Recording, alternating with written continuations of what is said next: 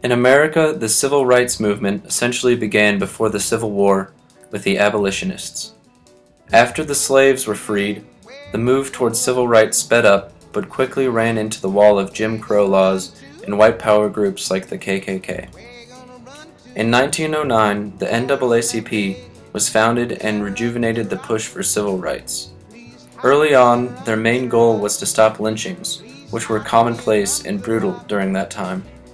Later, they provided lawyers for important civil rights leaders like Dr. Martin Luther King and Malcolm X.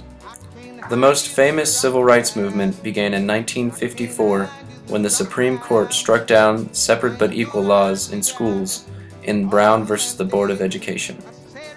Soon after, Rosa Parks refused to give up her bus seat to a white man and started the Montgomery bus boycott.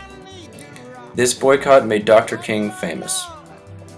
Years later, he led the Birmingham campaign of nonviolent direct action against the incredibly segregated city of Birmingham, Alabama. During the campaign, Dr. King was arrested and jailed by Bull Connor. At this time, he wrote his famous Letter from a Birmingham Jail on the margins of a newspaper.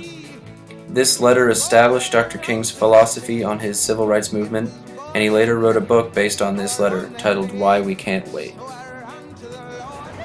So when you think of civil rights, what does that bring to mind? Well, I suppose it's just the rights that people have as people to be people. And I think of Martin Luther King Jr. So when you think of civil rights, you immediately go to black people? Is there a particular... well, you kind of did, though. Is there a particular reason why? More about, the black and women's rights movements than about Gandhi.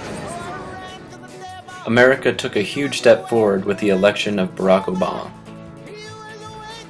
In 1968, Dr. King was assassinated in Memphis, Tennessee, effectively ending the civil rights movement of the 50s and 60s.